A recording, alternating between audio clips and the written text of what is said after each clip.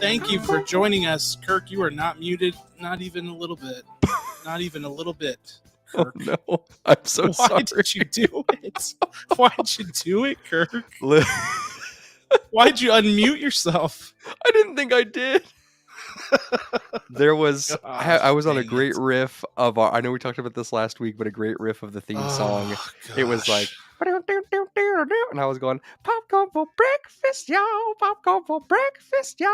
I think we need to put words to our song finally. I think you need to shut it. That's what I think. I'm so sorry. Jeez, Kirk. You ruined it. I'll crawl into a hole. It's fine.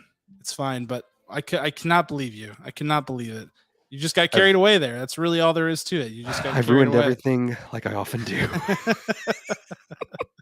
I saw you like bobbing and doing your thing, and I was like, well, I really hope that like he's not singing. And then I was like, oh, he's definitely singing. And then I could hear you singing, and it was just all bad. It was full voice, all full voice singing. Yeah. It's probably going to be a microcosm for this episode because it could be chaos. Could be chaos this week, but what I was trying to say was thank you for joining us. It's popcorn for breakfast. It's What's Poppin' Monday night. If you're with us on the stream, we are so glad to have you. That means that you are potentially choosing us over the Emmys. You're potentially choosing us over Monday Night Football. And if that's the case, we love you.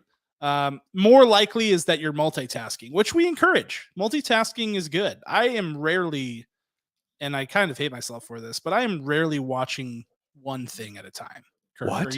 Are you when you're watching something, are you fully devoted to that thing? Like, well, of course, if we're reviewing something for the podcast, you are. I know that.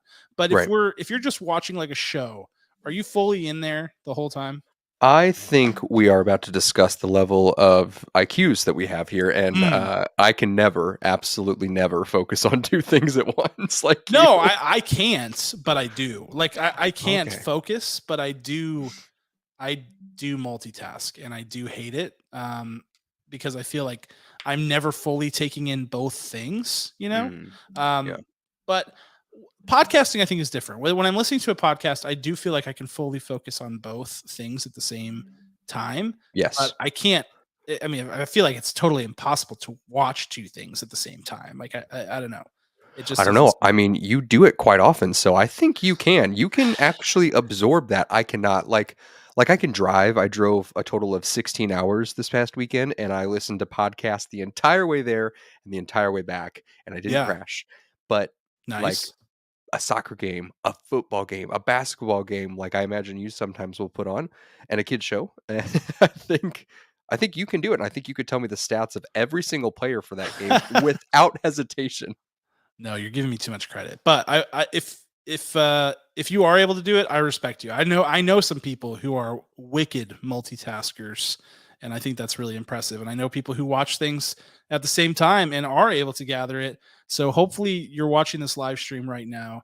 We are glad to have you. The reality is nobody needs to be watching the Emmys anyway. This is my take. I think award shows suck. I think, like, I used to love them, but I feel like the quality, I feel like I've talked about this before, but the quality of award shows is like getting way worse. And with the internet being what it is, like, my phone is sitting here. I'm getting all the Emmys updates right here as we speak. Like, I can see them rolling in, and I'm like, oh, okay. You know, and then I can read the article afterwards tonight as I'm in bed. And I have got just exactly the same amount of information as everybody else without losing my entire night to it. So I'm just like, until they can figure out a way to fix the award show model and make them awesome again, I'm out. I'm out, I think. Right, because I think when Twitter came about, Twitter was supposed to make events interactive. And now, Yeah. because we're just bombarded with information, we just have it. So why even try to watch it if we're already seeing it come to our phone, right? Yeah. Like, I mean, do you remember everything had a hashtag, a specific hashtag, and they still do, but it was Yeah. monumental that it was like Emmys 2022 back in 2014 or whatever it may Yeah. be. So, yeah, it's lost that interactiveness to a whole degree, unfortunately. I think too, like streaming has changed everything, obviously, in terms of options for watching things. Like, yeah, when Twitter was new and streaming wasn't fully scaled to where it is now, there weren't that many options. So, like, the idea of watching an award show and tweeting along with people about it was cool. And there are times where that still happens. But I just feel like overall award shows aren't as fun as they used to be. And I don't know why that is. But because of that, I tend to not watch them. And for me, like, I'm perfectly content, even though I love television and I care about who wins. I'm perfectly content not watching it right now and reading about it later, and it'll all just be fine. Like I'm cool with it. Right, and I'm the sick human being who I will watch all of the updates, and then I will go back, and I will watch that entire show painstakingly for whatever reason. Call it nostalgia, call it You like the tradition. pageantry. You do. I I think you That's a do. good way. Yeah, I think you're into it's because of your showmanship, your background. You just yeah. love the pageantry of it all. And I can respect that. I like I mean, I totally get where the people come from who are all in on the red carpet, all in on all the little gimmicks and things that they do throughout the show and the little bits and everything. Like I can see that. That's not for me, but I can see why people would be into it. But Thank you for giving me that word because I've always tried to articulate it to my wife, your sister, and she's like, "Just fast forward. This part is boring." I was like, "But they might do but they something." yeah, who knows? This is part of the show. You got to take it all in for better or worse. Yeah. I And I'm can I can the see that. worst audience member now. I understand. No, it's all right. It's all right. To each their own. But all of that is to say, thank you for being here with us. We will talk about the Emmys at a later date, I'm sure. And tonight, we had all kinds of things we kicked around talking about. But the big news over the weekend was undoubtedly D23, the D23 Expo, which for those of you who are not privy to it, D23 is the official Disney fan club. And now that Disney is what it is, this is quite the event. They have turned this into really a full scale television, film, media, entertainment convention with all of the news breaking and all of the sorts of things that you're used to seeing at Comic Con and the like, CinemaCon. You get the same level of information and news from D23. And because it's Disney and they now own Fox and they now own Lucasfilm and Marvel Studios and all of these things, it's like 70% of what will be released in the next few years of note. So it is a huge event. And so what I thought we could do tonight, Kirk, is try our best to go through all of it. We will certainly fail, almost certainly, because there's so much of it. Something will get missed, whatever. But just try and just react to it. We got lots of new trailers. We got lots of new title treatments and all the fancy stuff they roll out, posters, etc., casting news, new projects, etc. But I think we should just dive into all of it. What do you think, Kirk? Let's dive right in. Like it's a big bowl or pool of popcorn. Mm. Mm-hmm. A pool. I You think a know, pool is a good call. I think that when we're like Mr. Beast status Yes, online, can we fill a pool full of popcorn we and can. jump in it? Do you think the density will just immediately crush straight through, or do you think there'll be some sort of engineering of support? I think it'd be horrific. Like I hate having popcorn butter, movie theater popcorn butter on my fingers. And so imagining diving headfirst into that Yeah, is like a nightmare scenario for me. But the crunching sound that it would make potentially, let's say if yeah, somebody does a cannonball, yes, would be magnificent. I mean, I yeah. think it would be an all-time crunch. I'm calling it now. If we get enough sponsors to one day fill a pool full of popcorn, I volunteer as tribute. I will jump Well, in that pool. yeah, I think it should be you for sure because I'm already out based on butter alone. Can't do it. But I would like to be poured in butter before I jump in, and yeah, also have butter on the just popcorn. slicked up. You Yeah. just go right to the bottom of it and slide across the bottom. You probably pop out the other side like a seal, like a penguin. it, Oh, why is Kirk in a wheelchair now? it would be quite a sight. And there is a popcorn shortage going on right now. That is a real thing. I did It's not true. make that up. I'm not joking. It is true. So we'll have to wait for that to blow over, if such a thing can blow over. I don't know the logistics of it before we attempt this, but we got some time. We'll plan it out. We'll make it happen. Love So it. let's jump into the figurative pool of popcorn now, and let's pop it up with D23 Expo recap.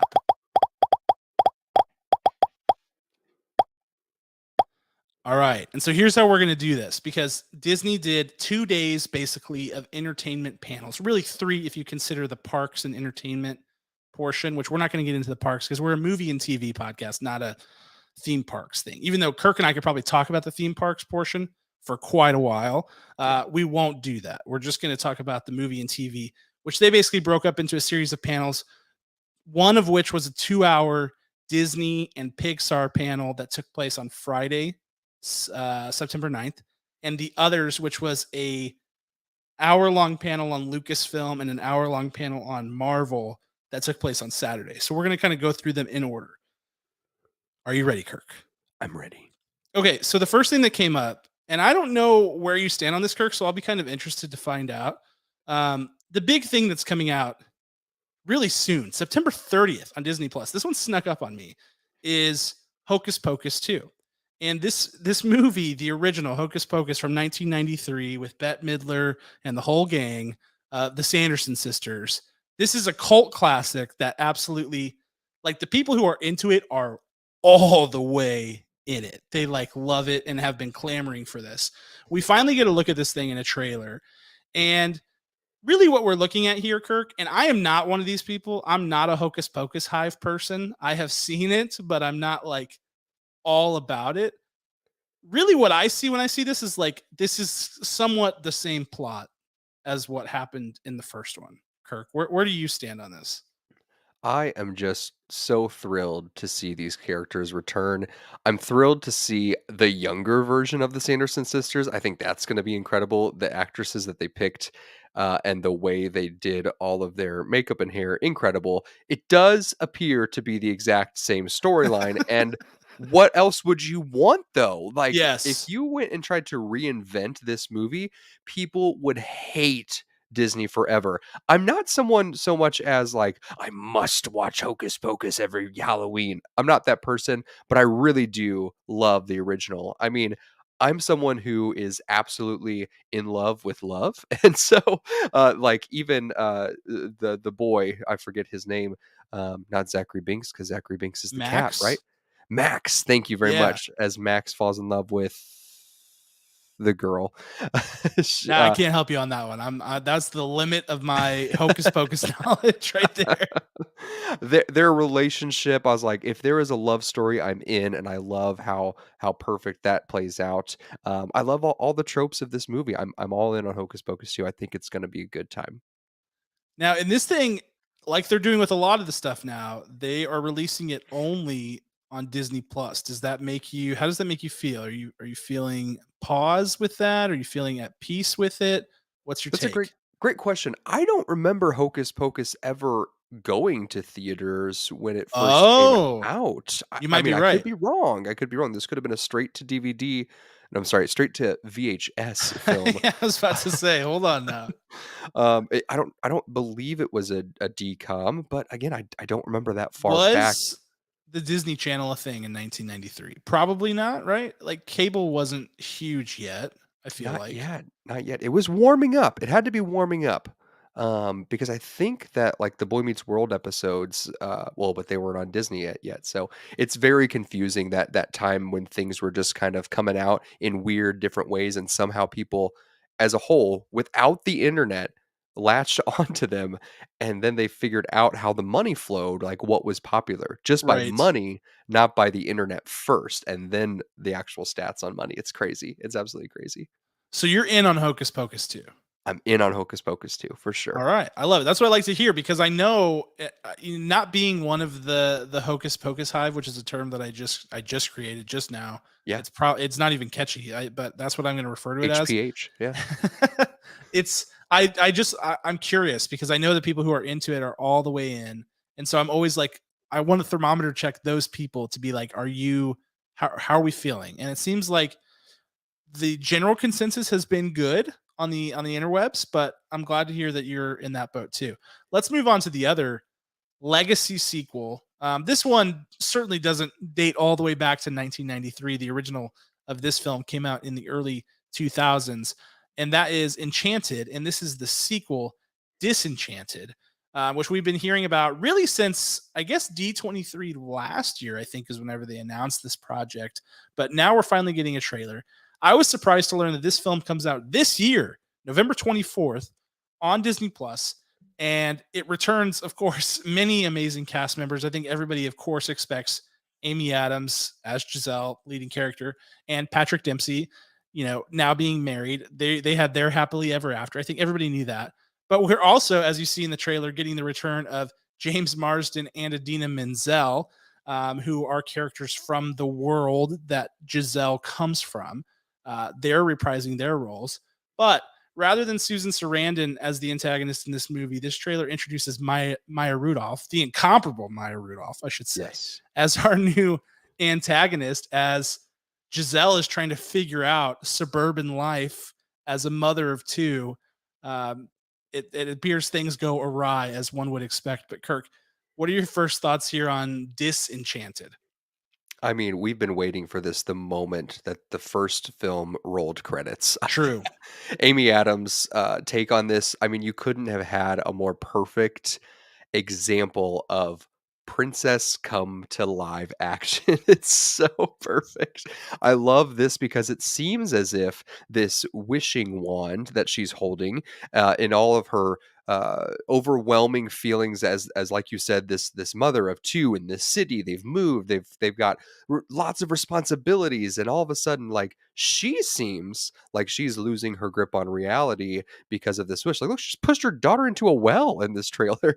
Like, it's crazy. So I'm really interested to see how the bubbly princess turns into a wicked character, and what kind of, how does she fight it? How does she try to maintain who she is? And James Marsden has a great voice. Let's hear him sing. Yeah, I like this idea too of like kind of demystifying, de-glorifying the happily ever after and like Hmm. making it more about what it's like to be a parent with kids and how that has difficulties all its own and how it can be hard to find yourself as a parent. I feel like there's a lot that's really relatable here and it will probably connect really well to the people who were the target audience of this original film. Now that we have all, cuz I feel like I was in prime age, maybe a little bit young when this movie came out, but I saw it, loved it. So I feel like most of those people are growing up, they're starting their lives. Some of them are settling down, having kids, things like that. So this feels like an area where it can really click. But I feel overwhelmingly positive about this trailer. And so despite the Disney Plus only streaming on Disney Plus status that's been given to it, which I have kind of seen as like not a great thing in my mind. I view it the same as like straight to DVD. Maybe that's just my own problem. Despite that, I do feel like this one looks good. I'm excited for it. Hmm. All right. Moving on. That one comes out November 24th, like I said. So that is coming up. That's right in the Thanksgiving window there. So be ready for that one. Next up, the Haunted Mansion. Don't really have much new on the Haunted Mansion other than the people who were at the event at D23 got to see exclusive footage from the Haunted Mansion starring Owen Wilson, Lakeith Stanfield, Rosario Dawson, and featuring cameos apparently in the footage from Winona Ryder, Jared Leto, and Dan Levy. Um, One can only speculate as to which characters they may be appearing as. And they also unveiled that the queen of horror herself, Miss Jamie Lee Curtis, will be playing the coveted role of Madame Leota, which is the floating fortune teller head. For those of you who are familiar with the ride, um, what are you, what's your reaction to all of that, Kirk? I mean, for me, from day one, the lead roles of Rosario Dawson, Owen Wilson, Lakeith Stanfield. I mean, that makes me excited all on its own, even though I think the ride adaptation films have been a bit of a letdown to date.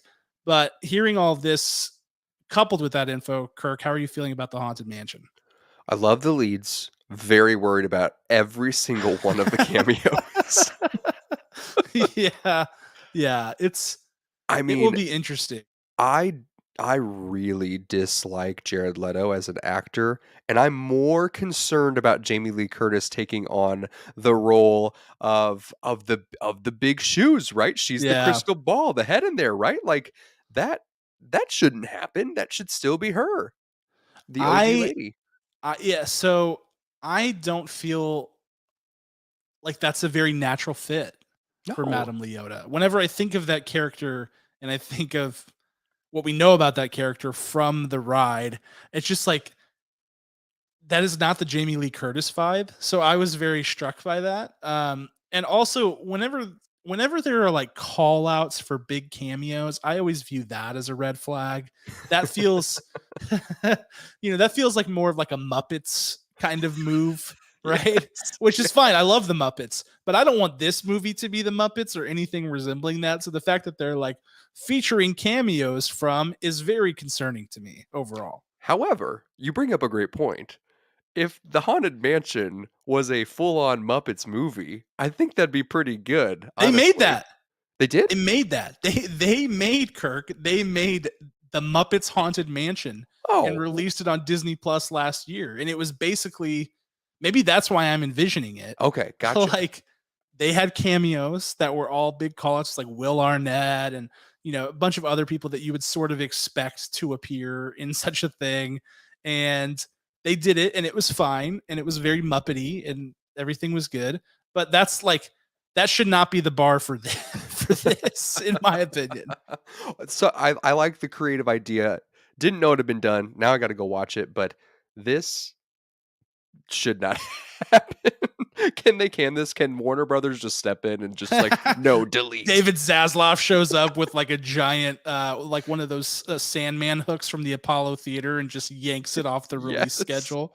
Yeah, I mean it's it's like there are as many green flags as red flags on this one, and the red flags feel scary to me in general. Mhm. Um, okay, a couple of other quick hitters on sort of like the Disney live action front before we get into the big Disney live action news, because there was one that dominated everything that we're going to get to.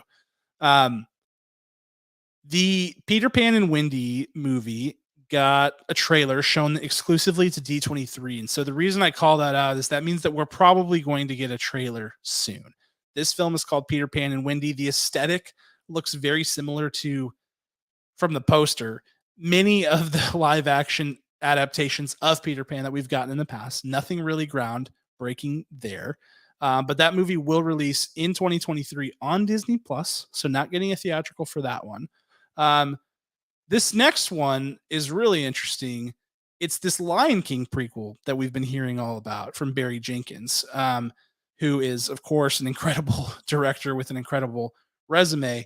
But after John Favreau's The Lion King came out, and it was within the same traditional pattern of like Disney live action remake, I think most people were surprised to hear that they were rolling out a prequel to the live action remake, especially considering a prequel really hasn't been done on The Lion King. But it's finally got a title. The title is Mufasa the Lion King. So Mufasa colon the Lion King.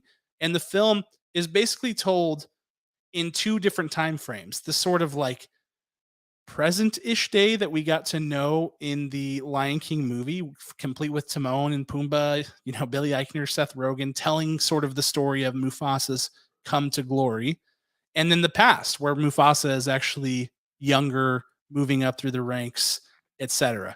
The film's getting a theatrical release. It's not released until 2024. But hearing all of that, Kirk, where's your head at on Mufasa the Lion King? I think that it should have just been called Mufasa, first of all. Yeah. I believe it's called Mufasa the Lion King strictly for SEO across, uh, different whenever you're going to purchase it, right? Like, kids are gonna be like, "The Lion King movie, but they really mean Mufasa, right? Like Right. at that certain time when it releases. So that bothers me because I think it should have its own staying power as just Mufasa. Like who goes around and says, "Oh, the character Mufasa," and does anyone else on the planet Earth say, "Oh, Mufasa, what's that character from?" No. Like it No. does not need the Lion King in there at all. It would have been beautiful without it. Second, I do love that it's a prequel. I really, really do. I want Mufasa as a teenager, and I want Mufasa as just before he gets married and has his children. Right? Like that's exactly what I want out of this movie. So I'm really excited with the timelines.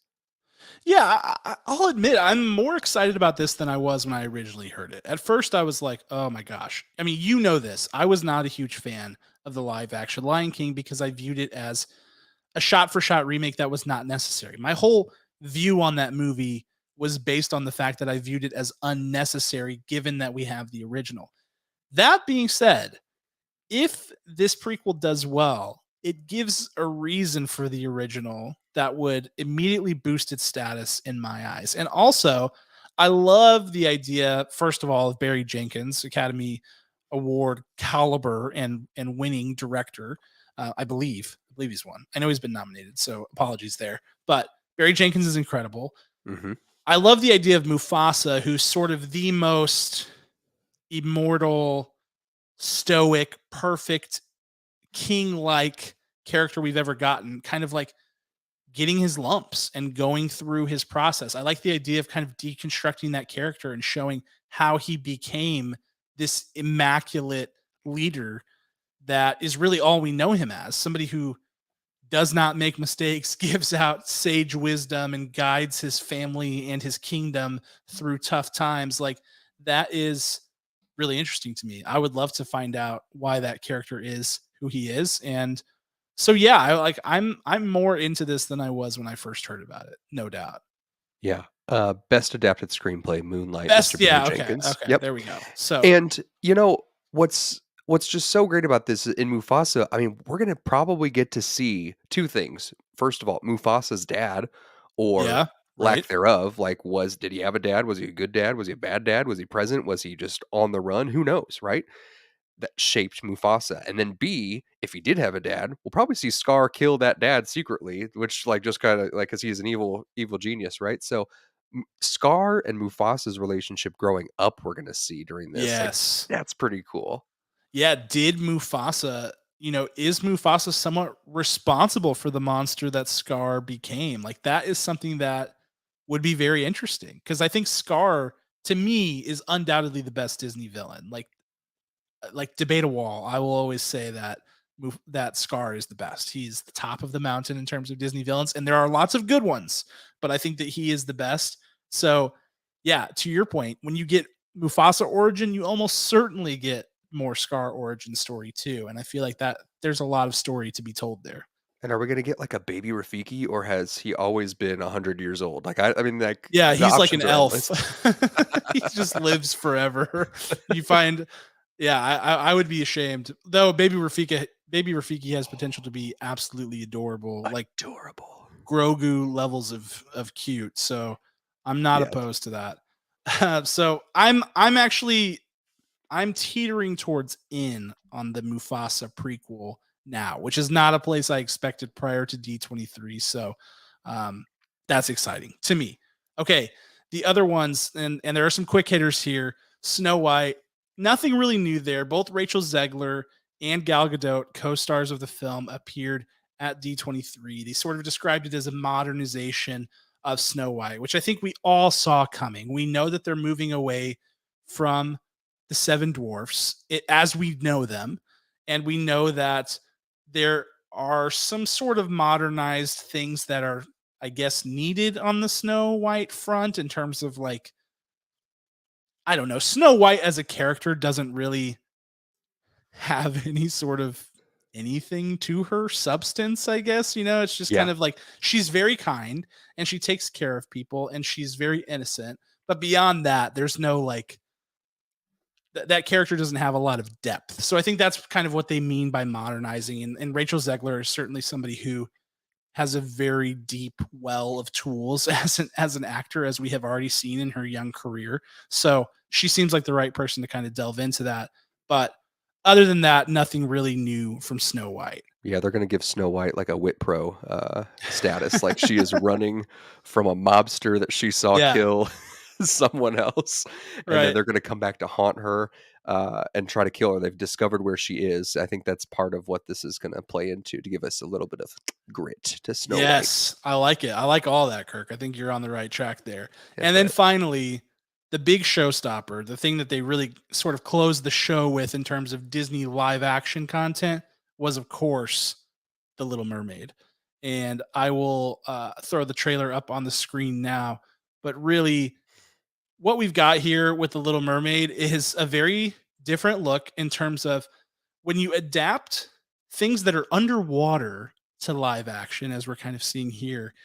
The photoreal imagery is, I think, a bit jarring, even though people probably should remember that the original Little Mermaid is pretty dark at the beginning when they're underwater. You know, like the colors are not as poppin' as people think of when they think of like the under the sea scene. The rest of it is all kind of like dark and murky, like it would be at the bottom of the ocean. But I will still say that in this trailer, that feels a little bit like, ooh, this is different.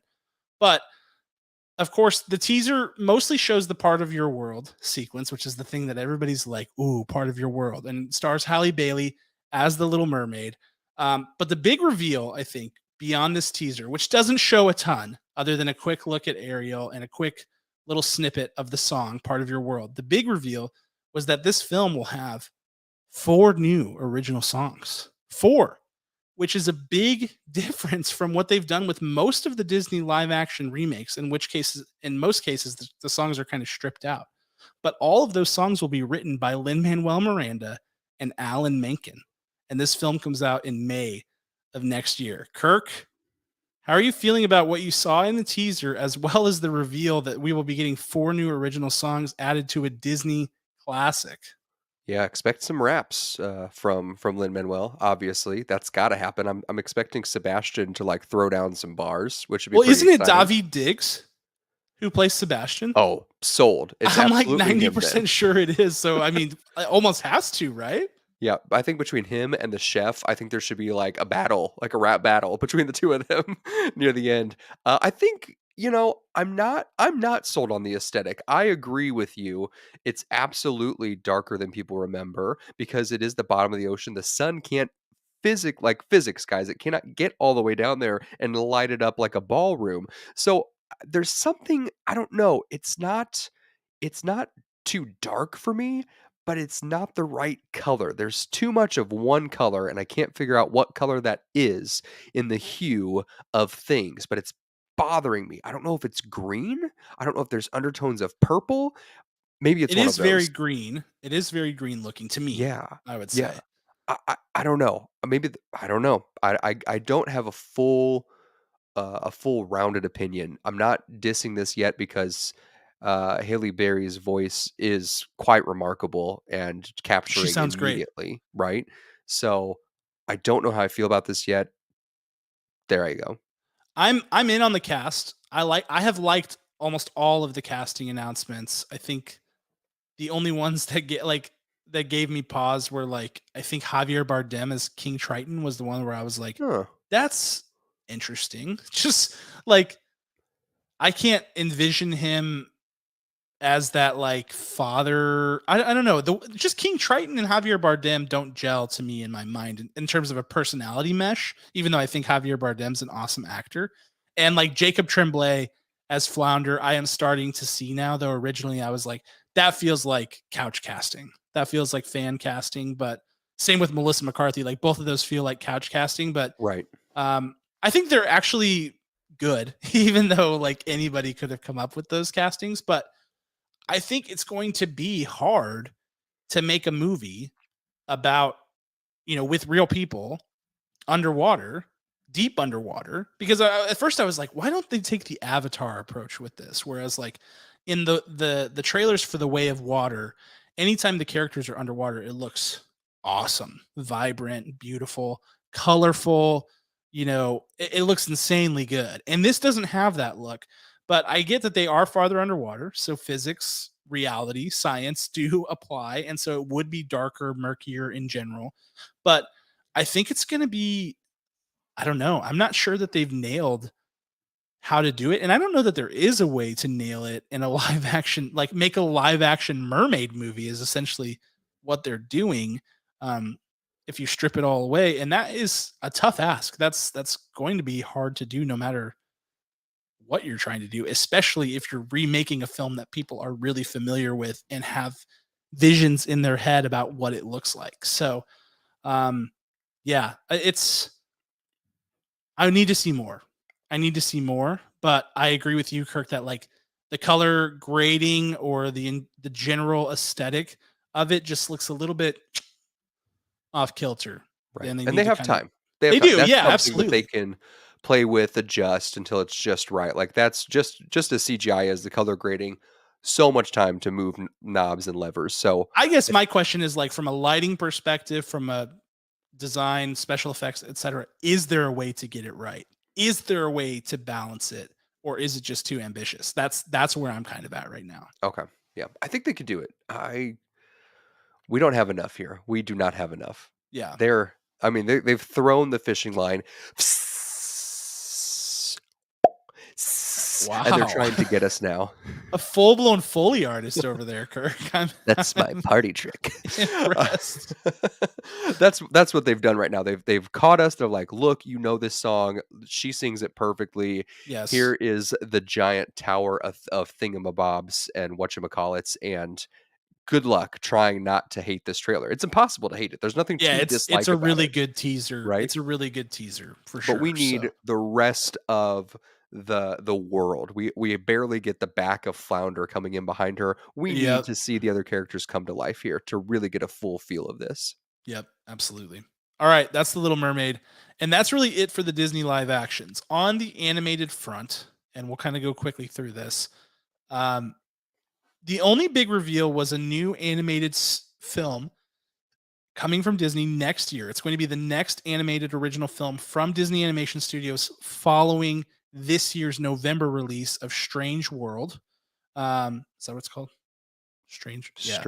Stranger Things. I I think it's always called wanna call it, Stranger like, Things. Strange New World or, like, Strange Planet because I always think of, like, Treasure Planet, Yeah. and then I also think of Strange New World, and so it's just, like, in my brain. I think it's called Strange World, um, but the next film that they're gonna release is going to be called Wish, and this is an interesting one for a lot of reasons. First of all, this movie is being released sort of as a celebration of the studio's 100th anniversary. So the film itself is a celebration of that anniversary, which is interesting. And also, the premise was described as providing an answer to the question, how did the star that any number of characters has wished upon come to be? How was it created? How does it have its powers, et cetera, et cetera? Is sort of the story that they're trying to tell here, which I think is a difficult concept to sort of wrap your head around in terms of like what does that really mean, and do they literally mean that this is the star that other characters have wished on? That's the question I have, but they're bringing up a ton of firepower for this movie. Newly minted Oscar winner Ariana DeBose will be playing Asha, who is the female protagonist, the heroine of the film, and all of the film's music will be written by Julia Michaels, who is obviously wildly popular as a singer songwriter. And the film is releasing November 23rd. Of course, it goes without saying that Alan Tudyk is in the movie. I believe he's playing a goat. So it's like that's like news, but it's not news. Of course, he's in the film. But knowing all of that and kind of hearing that, the casting, the songwriting, the whole premise, Kirk, what are your thoughts on Wish? The poster looks pretty cool. I like the route that they're going with that look.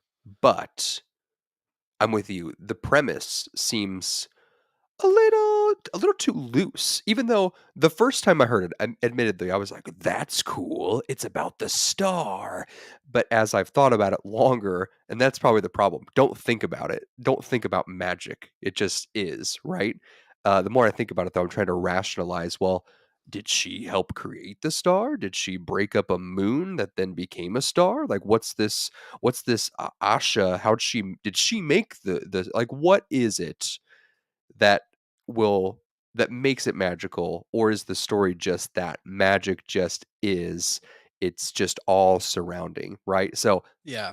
I can't think too much about it because I could talk this into the ground 100 different ways. It can break your brain. Yeah. Yeah. It's that's my main thing. It's like, what does this concept really mean? What does that actually mean whenever they say that? Like, is that just like theoretical, or is that literally the premise? That's where I'm kind of at. But here's a quick snippet. If somebody took a screenshot at the event of Piracy. of Ariana DeBose's Asha with her goat Disney sidekick, as they always have, who's played by Alan Tudyk. So there you go. That's Disney's wish. All right, let's move over to the other animated studio on the Disney side, and that's Pixar. Really here, just a couple of things, but I feel like they are big things. First is that Pixar has a couple of new movies in the hopper. One we've talked about on this podcast already, and that is Elemental, which is the movie that they just kind of like randomly were like, "Oh yeah, this is coming." It's called Elemental. We got a title card for it, etc. There have been some plot details released about that movie, which is that it is about a fire girl and a water boy who are in love, and it's sort of a oh, what's that movie called? I think it's like a Nicholas Sparks movie. Like they can't touch. Um, the 6 feet apart. no, it's like, oh, man, all the Nicholas Sparks people are gonna kill me if this is I'll like find it. I'll find the it. stars. Pause the s- live. Pause the I live. can't. That's the beauty of live, Kirk. But it's like, I don't know. Sky full of stars. The stars between something. Best Uh, of me. The no. choice. Sophie's choice. The longest ride. Every breath. Help us, chat. Help us, please. Um, Someone. Anyway, I that have one nothing. where it's like I have nothing. where it's like the two people that um cannot touch each other because they have like an illness. This is the similar thing where it's just like they're Fault in different Our Stars. elements. Did he write Yes, that? The Fault in Our Stars. I don't think he Okay. wrote that, but it's like similar. The Fault in Our Stars. It's that one. So here Yes. are the two characters whose names are Ember. Yeah, I'm gonna let you guess which one is which. Ember and Wayne. Ember played by Leah Lewis and Wayne played by Mamadou Ache. So not really much here. I think whenever I talked about it earlier, this feels like Inside Out and Soul and like Zootopia, which is Disney Animation Studios. It feels like all those things kind of like together in one mishmash. What are your thoughts on this, Kirk? I'm just so bummed. Like she gets like this incredible name that's of her whole being, and he just gets Wayne because it He's starts Wayne. with the same letter as water. It's like it's spelled like W. It's WAIN. It's not like WAYNE. I just why is it so not Ember as and great? Wayne. It's so not as cool. Yeah, it's not as cool.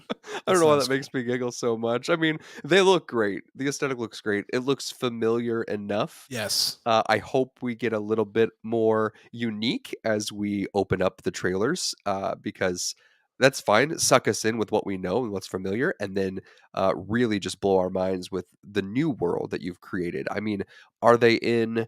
Yeah, are they in Inside Out? Are they in Zootopia? Are they? It looks like they're in front of the ocean background of Finding Nemo with all the. It doesn't look so much like a jungle behind them. It looks more like a reef, right? So, yeah, we need more. We definitely need more here. But I love their names so much. It's a classic. It's a classic. But yeah, I don't think there was anything here that was like new or mind blowing with regard to that project. I know that it comes out next year, so keep an eye out for that. The next big story was that Pixar is going to be releasing its first ever original series in the near future. The series is titled Win or Lose, and the only cast member that has been announced is the incomparable Will Forte as Coach Dan, who is the coach of a co ed kids softball team. And the premise for the series is that it is each episode of the series is about a different player from the team as they sort of experience the same week.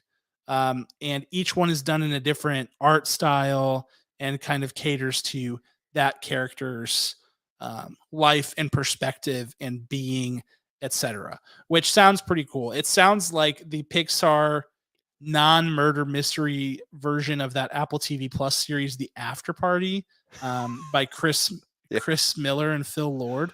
Yeah. But it looks and sounds cool in premise to me. What do you think? I mean, 100%. One of the most underrated comedians in the history of time is Will Forte. Like, Hilarious guy. if you've ever watched any SNL from his just his heyday, he kills it every single time. The skit may fail, but he always succeeds. So I'm in on anything with Will Forte. So thank you for casting him, whoever was the casting director. Yeah, I'm with you, Kirk. Like anything that he's in, I'm like, sign me up. I am all Ah, about it. Let's go. Um, the next thing that was announced was Disney and Pixar's next original feature film, which is titled Elio. Elio. And the story of this movie is that it's an 11-year-old child who is, like all Pixar characters, sort of a fish out of water, doesn't really fit in. He becomes the first human to encounter alien life forms and is confused as like a sort of ambassador for Earth. So he finds himself in a situation to where, and I actually don't know that it's a boy, but based on the name, I don't know if it's a boy, but they say 11-year-old child. Um, but basically, this person finds themselves in the in the role of like being the de facto ambassador for Earth to aliens as the first human that the aliens have ever met, which is an interesting concept. I don't know if he is like abducted or ends up stepping into a wormhole or what happens, but that is the general premise. And the only casting that has been announced is Elio's mom will be played by America Ferrera, which is like that gives us no hints as to anything.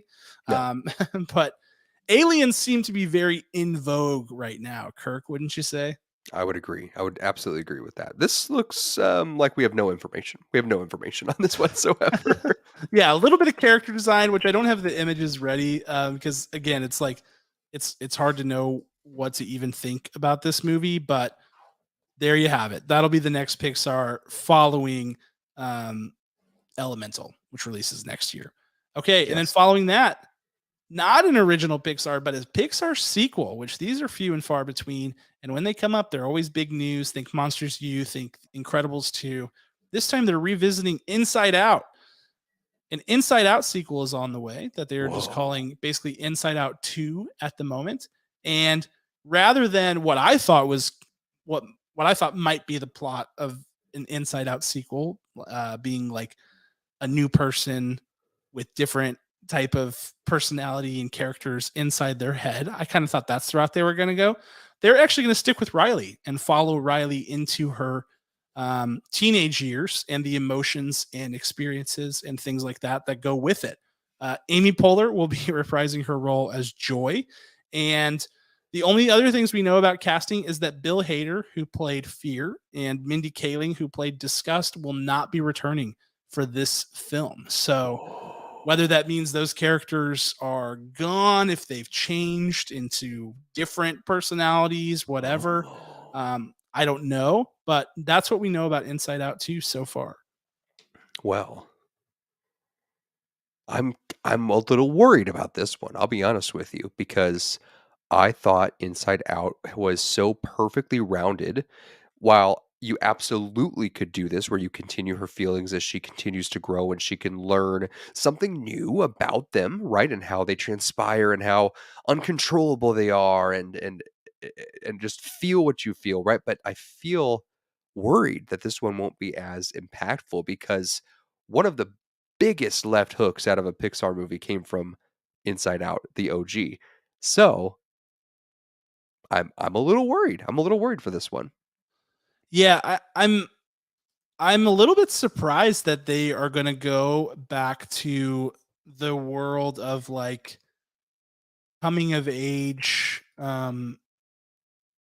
teenage preteen girl after Turning Red was such Yeah, a caused such a stir, and since they've done that recently, not that Turning Red caused a stir for the right reasons. I feel like a lot of people judged a book by a cover on that one. Certainly it's meant for older kids, but for those older kids it's not inappropriate, and it's appropriate within the confines of its PG rating. right. Um, so that is what it is. But I am a little bit surprised that they are going to go that route. And yeah, I agree with you. I think that there's room for error here, right? Like it feels like this is not an automatic slam dunk. This feels like this could be um, potentially a mistake, but it's too early to tell. But I agree. I like Inside Out is one of my favorite Pixar movies. I think it's wildly underrated. I think it's one that just the score, the design, the concept, it's one of the most brilliant films that they've had. Really well cast, really well written, smart, sharp. Um, so yeah, I think trying to catch lightning twice there will be will be an interesting challenge, especially with the same sort of cast of characters and the same person whose head they are within. Like that will be an interesting challenge. Right. Before we move on, Cam, I just want to let you know I did find some artwork for Elio. It was very difficult, but I was able to surface it very quickly. Yeah, It's not a joke. It's it not a joke seems at like all. a joke, Kirk. It No, seems like not a at all. bit. I found this artwork. Oh, Someone left it on my desk. It's just here's Elio right here. He yeah, says, "Hi, I'm Elio," and there's an alien up this way. Looks like yes. maybe some artwork similar to Rocco's Modern Life. And hi, I'm America Ferrera. She's playing herself. Actually, she doesn't have Oh, yeah. any actual character name. We're just excited to bring her in here, and of course, Earth. So, That's where you're wrong, Kirk. Her character's name is Olga, and I left that trap for you to walk right oh into, and no. I just unveiled your whole scheme. You have found that I have counterfeited this Elio art I would have never live guessed it otherwise, on but the I was internet. How could you believe that this was piracy and and fake and now forfeit? I am moving you into a tiny little camera window so that we can stop giving credence to your fake drawings. Uh, moving on to Star Just Wars. wait till I find the Andor original art. Coming right up. I better move quickly. Okay, let's talk Star Wars and then we'll talk Marvel. This is going to be a long episode, but I think it will be worth it to talk about all of these things. And if not, whatever. You know, it just is what it is. It's we're already here. There's no turning back now. You can't do Um, anything because we've got the we've microphones. already decided that this is what's happening. You're in our world. Okay. Andor. Not much more to say about Andor, really, other than it's getting a season two. And it's in early production. And there are so many news stories that fly from the Disney World. I don't know if we knew that season two was coming, but it is if we didn't. And it's going to start production soon. And here's another thing I didn't know. This season of Andor that comes out on September 21st, which is like what, 2 weeks? Um, it is 12 episodes long, and season two will also be 12 episodes long. So we're breaking the mold of the 6 episode, 1 season miniseries thing that's been happening in Star Wars a little bit recently. Yeah. We're going to, and Marvel, this one's going to be 12 episodes, season one and season two. And Diego Luna is calling it a 12 episode movie, is what he's calling it. How are we feeling about Andor 2 weeks out, Kirk? I mean, that is high praise to already have 2 seasons True. locked in, like it's happening. We can't do anything about it, for better or for worse. I can't imagine that Disney would put that kind of praise on something without knowing it's an absolute lock to blow people's minds. So, I mean, yeah, I'm gonna trust that it's that good, and really express that. Thank goodness we have a little bit more time with these characters. Not always a good thing. Not always a good thing. Sometimes we Yeah. get longer series, limited series, or regular series that are longer. You're like, man, they could have absolutely made this 6 episodes. So I'm very optimistic about this. Big fan of Rogue One. Big fan of Diego. Yes. So let's do this. He's been waiting a long time, a long time. I agree. I don't have like bulletproof confidence in Lucasfilm these days, or Star Wars, even though I think that John Favreau and Kathleen Kennedy and Dave Filoni, that trio has partnered on some really good television so far. So I do trust them to put out a good show, but not everything that they do is perfect, and so um, we'll see. But I have the utmost faith in Diego Luna, and I like this character, and I loved Rogue One, and I think that exploring that era of, this, whatever you want to call it, the Skywalker saga, the main timeline of Star Wars, is going to be interesting. Kind of the burgeoning rebellion, right? Like that is exciting to me. The kind of the birth of the Empire and the new rebellion.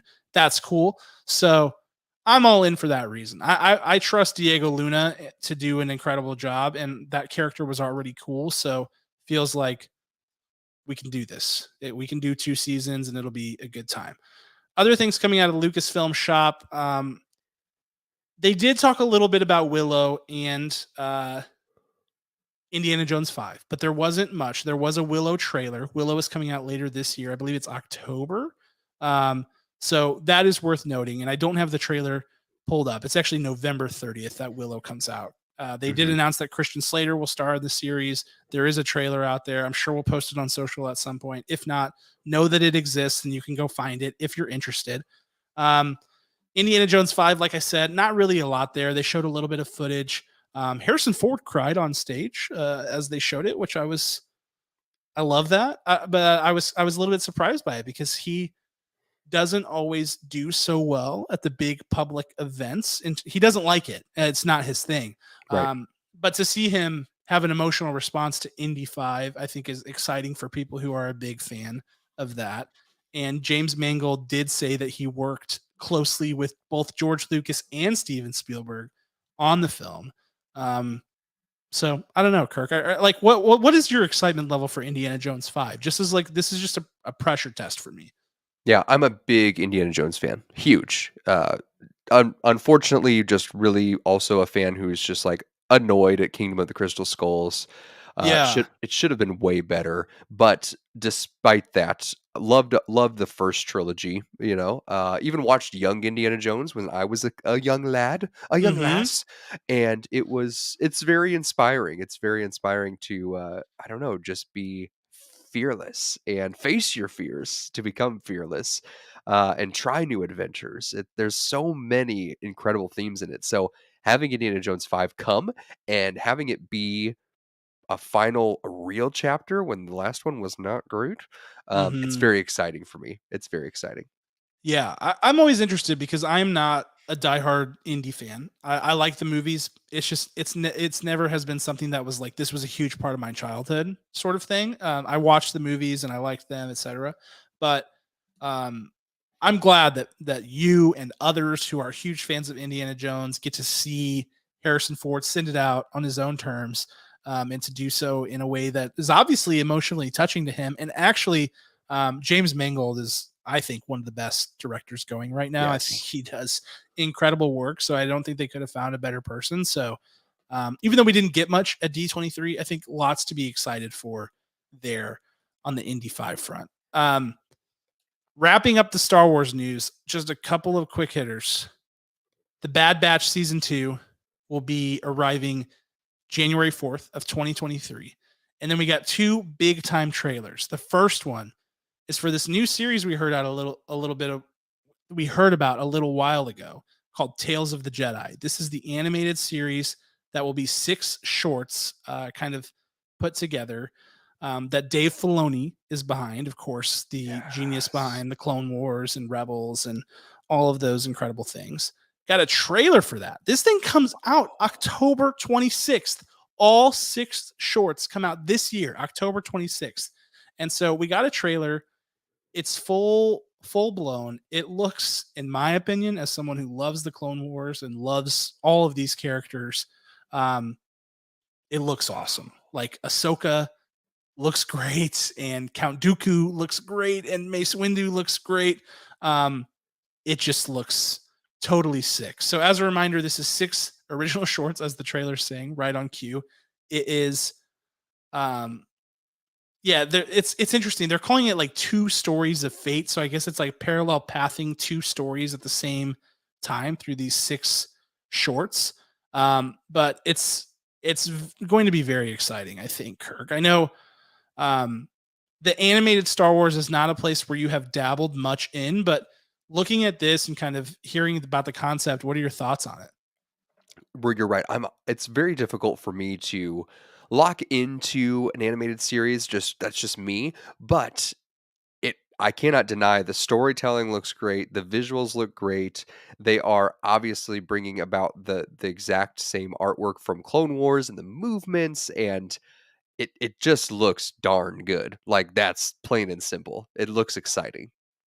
Yeah, they they show some really interesting characters too. They show Yaddle fighting, which that's Yoda's niece. For those of you who are not aware or familiar with that character, um, there's a lot of good stuff in there. Lots of juicy bits. It's a great trailer. I think it's going to be exciting, and I really enjoyed Star Wars Visions, which was the like anime shorts that they did last year, and there's a season 2 of that coming.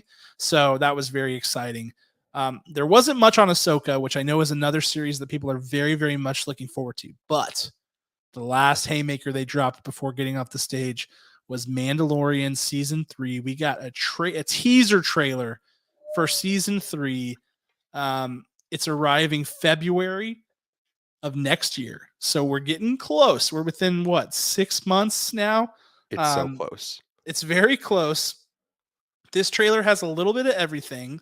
Lots of Mando, lots of Grogu, lots of Mandalore, which is very exciting. Some more Bo Katan and Babu Frick, who appeared in The Rise of Skywalker, appears in this. So that's exciting if you're into Babu. Babu Frick, which I think everybody is to varying degrees. Um, so it's exciting, Kirk. How are you feeling about Mando season 3? Are you ready to run it back? I am. I'll be honest with you, there are parts of The Mandalorian, the pacing sometimes sags, but what they showed us in the book of Boba Fett is that there's just an energy to this character, and honestly, with the merging of the world of Boba Fett's, with getting catching up to the timeline so nicely, it kind of gives more stakes to his world. And by doing that, season 3 looks a lot better. There was lots of, arguments over, oh, Boba Fett was terrible, or it only got good when Mandalorian garbage. Like, they were gonna meet with each other no matter what to enhance each other, to again raise the stakes and to catapult forward towards something even bigger together. So seeing this trailer, very exciting. Very, very pumped up for it. Yeah, I could not be more stoked. I mean, I tend to think like I agree with you. I think there are complaints to be had about the pacing at times in this show, but I also think here's what I struggle with is like most of the shows that we regard as really good shows are many, many, many seasons long with hour-long episodes where characters are painstakingly built. And not each of those episodes is perfect, and some of them feel a little bit trivial and episodic. Even the best shows in the world, even The Sopranos, even Breaking Bad, even The Wire, there are episodes that feel like, hmm, why did we go down that rabbit hole for an episode, or why do we do that? And I think that there's a level of character building that can come from those little small segments that you Yeah. just can't really get otherwise. So I struggle with that a little bit. But your point about this character and its appeal, the powerhouse duo of Din Djarin and Grogu is unlike anything else. Like you said, in Boba Fett, even though it was like, why is Mando taking over this show for the final 2 episodes? It was such a welcome surprise because everybody just loves this guy. I mean, he's just awesome. He's just so cool. And they've built a really awesome character and story and relationship between those two. So it's just like I'm always ready for more. I'm always ready for more, and I think that this is a great trailer. It's so good. It's so good. All right, that's a wrap on Star Wars. Last, we're in the home stretch now. Oh, real quick, I've Yes. discovered some other art. I don't Oh know if you knew Lord, this, what is but this bit? What is happening? this is absolutely great. I've also decided that we're going to sell these as NFTs as part of our attempt to To monetize. to monetize. And so I like here, where your here head's at, Kirk. this has never been seen before. This is insane. We've got lots of different worlds happening right here. Okay, so we mentioned Willow is coming out. Notice the central point of Mm, this world of this art. I'm going to describe it to those who aren't watching. It's a giant willow tree. It's right. so magical that it can reach between interdimensions of storylines. Like here we have lightsabers dangling, in fact, fighting each other from the tree limbs of the willow tree, etched into the willow tree's trunk in the exact correct font, the Bad Batch. I mean, the trunk is kind of thin Wow. on willow trees, so there's like hyphens in between, but you get it. Elio found his way onto the tree. He's like What? standing sideways. Elio, what are Yep. you doing here? Yep. Grogu is at the top of this willow tree because, of course, we know how much his father, Yoda, loves trees. You That know, is not his dad. Dagobah. We have Indiana Jones' hat. He's left it. He's been through the land of Willow and he has lost his hat. He's got to come back to find it. Will he get the hat or will he get the Mandalorian helmet directly next to it? And of course, Tremors starring Christian Slater. I'm I'm sorry, Willow starring Christian Slater. We've got some ground that's been unearthed, much like his claim to fame in Tremors I am and Tremors choking. 2. I'm choking on how awful this bit is. Vote in the comments. Is this Kirk's worst bit ever? No, I mean this is what's going to make us gajillions of dollars. I'm going to sell this As for NFTs. this NFT for 2.7 trillion starting, and it'll be a bidding war. Just watch, Cam. Bitcoin Watch. only. Dogecoin only. Dogecoin only. That's failing. All right, let's get out of here. We gotta do Marvel, Kirk. Please don't derail the show before we get through Marvel. I make Thank you. no promises. All right. On the Marvel front, a couple of things. We got a few new plot details on Black Panther Wakanda Forever, which is, of course, the sort of the closest in. I mean, it is the closest in film that we have coming from Marvel Studios. So that makes it the most of note, I would say. But the plot details are, I think, really interesting, which is that following the death of King T'Challa, the rest of the world kind of sees this as an opportunity to seize the vast resources of Wakanda, which, according to Winston Duke, who plays M'Baku, have expanded significantly since the events of Endgame. They have more tech, they have more resources, they are more advanced than ever before. And so the things that we see in the trailer with the Atlanteans coming into the fold, other kingdoms coming in to try to, and government bodies and things like that trying to come in. That is a war to kind of get Wakanda to either share what they have or to take what they have, etc. Now that T'Challa no longer sits on the throne. So I don't know about you, Kirk, but that sounds pretty awesome. Apparently, the footage that they showed an extensive fight between Namor and M'Baku. Again, Winston Duke, who is a great actor, and M'Baku, who's a great character, whose role I'm expecting to expand significantly in this movie. Kirk, what are your thoughts on those new plot details we're hearing about? I think it's great. I think that there's also a level of respect that the community of D23 has for this film because so many other leaks came out and like videos and pictures and images, but nothing, not a single thing has come out on Wakanda Forever that I have seen. I haven't seen anything. Mm, So whether mhm. that's the respect or that is Disney and Marvel going hard on deleting those things immediately somehow with their magical powers and money. I don't know what it is, but I really feel like that's just very incredible, an incredible path forward for these characters who have been just left in just disarray with the death of their king slash Chadwick Boseman. It's very exciting. Kevin Feige also called it the biggest, this is a quote, the biggest thing they have ever done. Yeah, The biggest thing they have ever done, which is broad, but potentially quite a significant statement on his part. Like, what does that mean? I mean, is this big in what way? Ambitions, scale, um, all of the above? I mean, you think end game when you think biggest thing they've ever done. I think everybody thinks end game.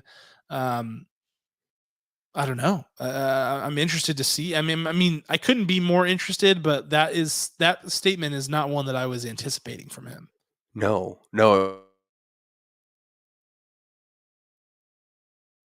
Oh, Kirk's frozen. We lost Kirk.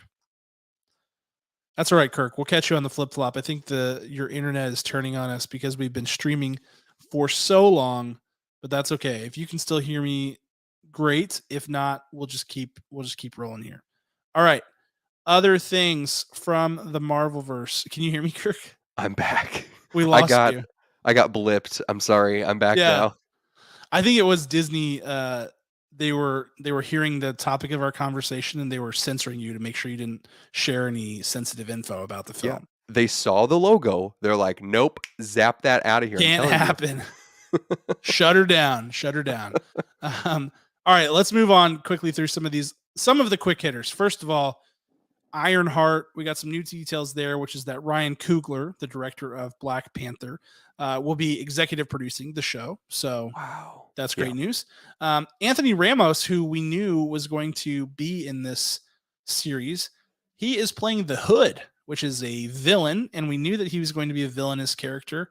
And for those of you who are privy to the comics and know that things like Secret Invasion and Kang and those sorts of things are coming up, should not be surprised to hear that the Hood is appearing in this show. So that's exciting, and probably means that Anthony Ramos will have um, a good sized role going forward if he is not vanquished in season one of the Ironheart series. So we'll see what happens.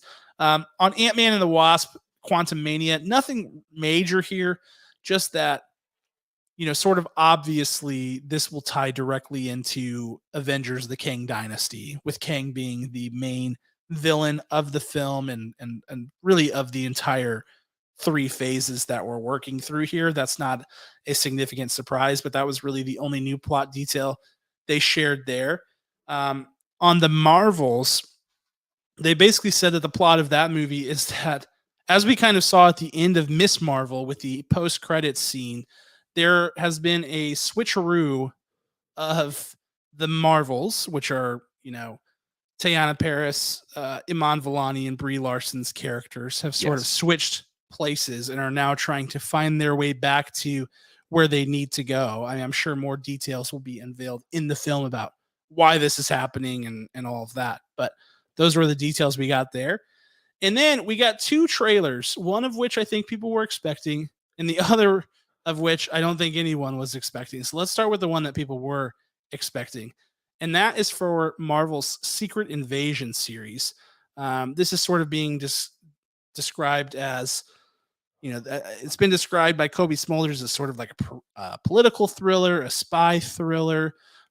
There's a lot of interesting things here. Tons of Nick Fury happening. So Samuel L. Jackson front and center. We get to see Olivia Colman's character in the Marvel universe for the first time. We get to see Emilia Clarke's character in the MCU for the first time, as well as some Ben Mendelsohn, who of course plays Yes. Talos. More Kobe Smulders as Maria Hill, and lots of other interesting things. Kirk, my takeaway: this trailer is awesome. I thought it was just. I think this looks really, really good. What are your thoughts? Yeah, I really don't know too much about the Secret Invasion storyline, like very little. And seeing this thing come to life, you you don't need to wonder anymore. It is a mystery. It is a thriller. There are all these politics to it, intergalactic, and the explosions are so good, and the beat of this trailer is so strong. I mean, I want it all. I'm this above everything else on Disney TV. This is the last time that I have been excited since WandaVision and Loki. Like this excited. This looks incredible. I agree. This feels very different from in terms of scale, in terms of significance, impact. It feels very different from the things we've been getting from the MCU shows. really since Loki, I would say. And I'm very excited. The tone of it is serious, it's sharp, it looks good. Um, I could not be more excited. I am totally stoked about this, and it's starting to stream next year. It reminds me of Winter Soldier, Kirk. That's Yes. that's the I feel like anybody who watches this trailer goes, that's the Winter Soldier, and many people regard that as, if not the best Marvel movie of them all, somewhere in the top 5. And I think you and I are both in the camp of top 5. Yeah, it was the biggest game changer, honestly. The Yeah. storytelling was unlike that before, and this feels like it's gonna totally flip the script, to reference early 2000s lingo, on what everything will play out as going forward. Yeah, so keep an eye out for Secret Invasion, lots of scrolls, maybe some Kree, some warring factions going on there, lots of intrigue. It's going to be interesting. Next trailer we got came out of left field. Lots of people have been anticipating this, but very few expected it this soon. And that's the Werewolf by Night trailer. This is being billed as a special event, a Marvel Studios special. Which is sort of the same way they're talking about, of course, the Guardians of the Galaxy holiday special. But this trailer features Gail Garcia Bernal, who I believe rose to acclaim due to the Mozart in the Jungle series, which was an Amazon Prime series that scooped up a bunch of Emmys back in the day. Very good actor. He is starring as our friend the Werewolf by Night. And Laura Connolly is also in this production. The whole thing's in black and white. It's directed by Michael Giacchino, who many people will be like, wait, you mean like the guy who writes the scores for all of the movies? Yes, that guy. He's also a director. There's no limit to his skill. But this whole thing just looks like a black and white sort of B horror movie from the 1930s. And it looks crazy, and it's coming out in time for the holiday season for Halloween. So October 7th is when it will be out, and is expected to have major ramifications on the Marvel universe going forward, including Gail Garcia Bernal's character being a part of the MCU on an ongoing basis. Kirk, your thoughts? Looks pretty cool. Yeah, Gail Garcia, he's also been in a film directed by John Daly, called Rosewater, about a Yeah. political, true story. Very, very interesting, very fascinating. His whole career has been fascinating. Can you back that trailer up just a little bit? Because if I am not mistaken, I believe that in this trailer we see the TVA attempting to prune some people in a little scene. And you can go forward, forward, forward. Almost. Right there. Yep. Those guys. I Yep. kid you Straight not. up. That has to be the TVA. They've Yeah. got the prune sticks.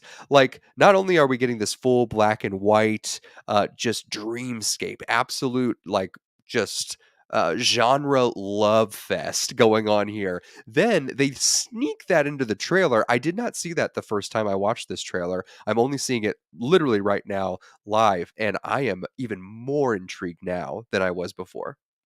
Yeah, it should be interesting. And I noticed that this character, as well as Man Thing, who appears in the trailer as well. Yes. And I love Man Thing as a character.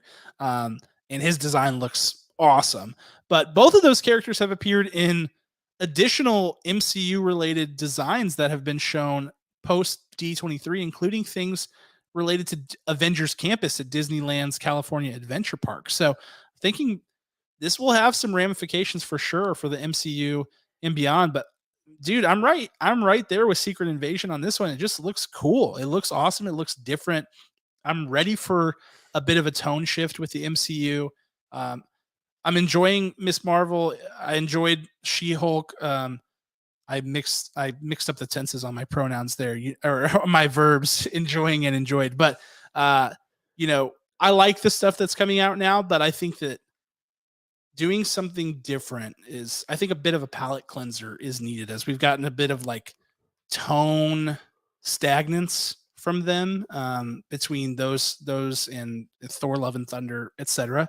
So I'm excited for some different flavors, and this certainly falls within that category. It So does. very It really excited does. there. All right, other things coming out of Marvel: Loki season 2 is coming, and the big announcement here was that Ki Hui Kwan who, of course, people will know if you saw Everything Everywhere All at Once. He played Waymond, and he starred, speaking of Indiana Jones, as Short Round all the way back in Indiana Jones and the Temple of Doom. Um, he's joining the cast as a TVA employee. Kirk, how excited are you for this? That's so good.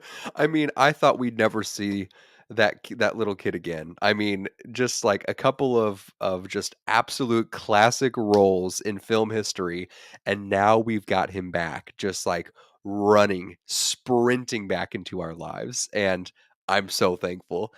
It's perfect. It's the perfect way for him to come into the world of Marvel and the MCU. Thank goodness. I'm so excited. Yeah, I the most wholesome thing from all of D23 was the picture of him with Harrison Ford just smiling. He was hugging Harrison Ford, just like, oh my gosh, it was so awesome. I was like, is he going to be in Indiana Jones 5 too? Like, would be so cool. But He might. he might, you never know. But very exciting. Lots of Marvel news, lots of Disney news. That's a wrap on D23 Expo, Kirk. We, I think, covered. What in the world is this? Oh, No, is I that a found werewolf? our next NFT. You see, Gosh, dang it. in this image, ladies and gentlemen listening, there's a heart, almost like an iron heart, but being grasped tightly by the Black Panther claw. Right. We have the word marvelous written across the image. We have Ant-Man way down low, jumping towards or away from. I'm not sure. We have shh for secret invasion. We have ILKO for Loki because the world and the timelines are all mixed up. Oh, yeah, that's And good. then we have which way? Which way is it? And then we have the moon and a werewolf howling at said moon for Werewolf by Night. This, I mean, guys, But where's get in on Elio, this. Kirk? Where is Elio? Oh well, he did It's not the make first one. He didn't make the cut. his appearance. I mean, if you were to have Elio somewhere, I mean, Oh, Lord. where would you put him? Uh, Don't draw him right now. could Don't he do it. be under the heart? Could he Don't. be on the moon? That would make Oh, sense, I right? hate this bit. It's But the worst. but oh wait, shocker! It's actually You just America Ferrera. It's always America Ferrera. We are gonna make so much money off of Oh my these. gosh. So much money. We're gonna lose money because of this. I don't know how. I don't know if we're gonna get. I don't know how it's gonna happen, but I sense bad things coming our Wait, way because of this. wait! I'm hearing in my ear. My house was just foreclosed on. Yeah, I was gonna say this is a karma thing. Like you put bad energy into the world, and it comes back around to get you. Well, thanks for that, Kirk. Whatever that was, but You're welcome. D23 Expo, hour and a half episode to break down all of the details of it. Did we miss something? I'm sure we did. I'm certain we did. In fact, I know we didn't talk about Iwaju or Zootopia Plus, just right off the top of my head. But Yeah. there was simply too much, and we tried our best. And if there's anything else pressing that we missed, we'll catch it next time. But that is all we've got for this week's episode. Here are some things to note. We have back-to-back time off coming. We Kirk do. will be on PTO, and then I will be on PTO at our various jobs doing some R&R. So no idea what that means for the podcast schedule. It's possible that I will be reviewing See How They Run next week by myself. It's possible that we'll do some best of stuff. I mean, really, the options are endless. As we stated earlier, we are in control here, and we not even we know what's coming. So there really is no amount of um, there's no end to the number of possibilities that could occur over the next week. So keep an eye out for that, for some programming notes and things like that. Otherwise, thank you guys so much for listening. We had our best downloads and listens month ever last What? month in August. Yes, in August Wow. we did. We had 1,000 downloads nearly last month with not that many episodes. We only released, I think, like 8 episodes in the whole month. So kudos to all of you who were listening. It was our best month ever. We pour our heart and soul into this. We really enjoy doing it. We do it because you guys listen and we love to do it. So thank you so much for listening and downloading. Tell your friends if you are enjoying the show and want to pass it on to them. We would be greatly appreciative. And finally, we are going to give a special thanks to our executive producer, Ryan Spriggs, and the band who created our original music, Rhetoric. You can catch those guys on anywhere you listen to music. And we will hopefully see you next week. Talk to you then.